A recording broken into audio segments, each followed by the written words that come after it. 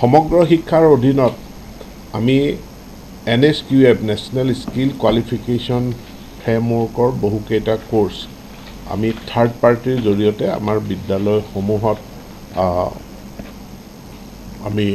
তাক বৰ্তমান ৰূপায়ণ কৰি আছোঁ 1600 বিদ্যালয় আছে যি 1600 বিদ্যালয়ত আমাৰ NSQFৰ কোৰ্চ চলি আছে যোৱা এডভান্টেজ আসামৰ সময়ত আমি টাটা নেলকৰ লগত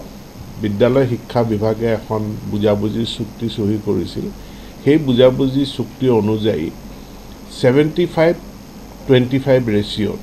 অৰ্থাৎ টাটা নেলকৰ 75% বিত্তীয় অৱদান আৰু অসম চৰকাৰৰ 25% বিত্তীয় অৱদানেৰে আমি প্ৰায় 500 বিদ্যালয়ত আধুনিক যুগৰ নিউ এজ যিবিলাক স্কিল সেই স্কিল কোৰ্চবিলাক আমি ইন্ট্ৰোডিউস কৰাৰ কাৰণে সিদ্ধান্ত লৈছিলোঁ আজি সমগ্ৰ শিক্ষা অসম আৰু টাটা নেলকৰ মাজত এই বুজাবুজিৰ চুক্তিখন সহি হ'ব অহা যি আমাৰ একাডেমিক ইয়েৰ আছে তাৰ আমি ক্লাছ 9 ৰ পৰা 12 লৈকে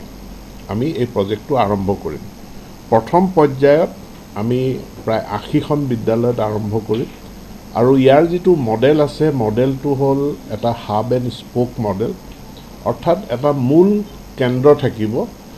যেটো কেন্দ্ৰৰ অধীনত স্পোক স্কুল কিছুমান থাকিব মূল যিখন বিদ্যালয় সেই মূল বিদ্যালয়খনত আমাৰ 10টা স্কিল সেক্টৰত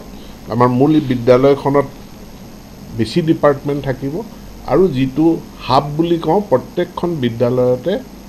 আমাৰ দুটাকৈ স্কিল ট্ৰেড থাকিব